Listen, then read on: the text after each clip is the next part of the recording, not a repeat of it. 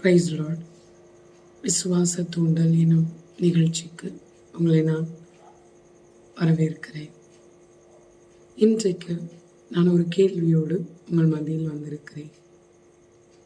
உங்களுக்கு உங்களுடைய பாவங்கள் மன்னிக்கப்பட்டது என்கிற நிச்சயம் இருக்கிறதா?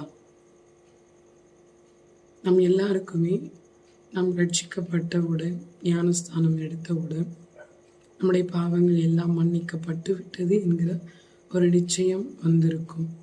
அது உண்மைதான். ஆனால் இன்று நாம் வேதாகமத்தில் ஒரு பகுதியை வாசிக்கலாம்.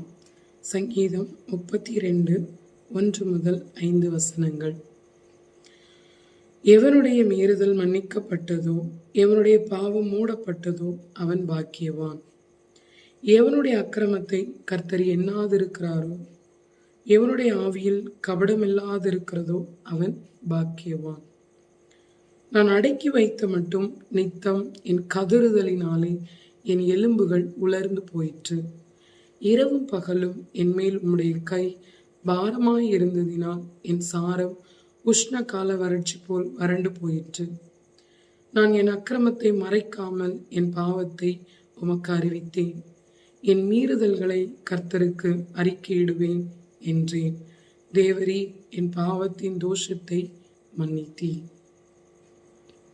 முன்பதாகவே சொன்னபடியே நாம் ஞானஸ்நானம் எடுக்கும்போது நாம் செய்த அத்தனை பாவங்களும் மன்னிக்கப்பட்டிருக்கும்.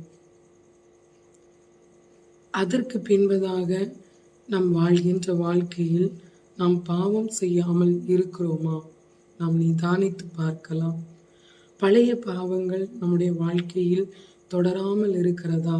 அதையும் நாம் நிதானித்து பார்க்கலாம்.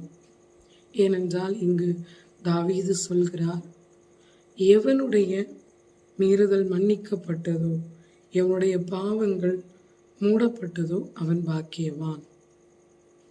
நம் ஞானஸ்தானம் எடுக்கும்போது நம்முடைய பாவங்கள் மூடப்பட்டு விட்டது. ஆனால் நாம் மறுபடியும் அந்த சுபாவத்தோடு காரியங்களை செய்யும்போது மறுபடியும் நாம் பாவம் செய்கிறவர்களாய் மாறிவிடுகிறோம். எனவே ஒவ்வொரு நாளும் நம்மை நிதானித்து, நம்மை ஆராய்ந்து பார்த்து தேவனிடத்தில் நம்முடைய பாவங்களை அறிக்கையிடுவோம். ஒருவேளை அநேக நாட்களாய் நாம் பாவத்தில் மூழ்கியிருந்து மறந்து கூட வாழலாம். இன்று நாம் நிதானித்து கொள்ளுவோம். நாம் செய்த அனைத்து தவறுகளையும் கர்த்தரிடத்தில் அறிக்கை செய்து மன்னிப்பை கேட்போம்.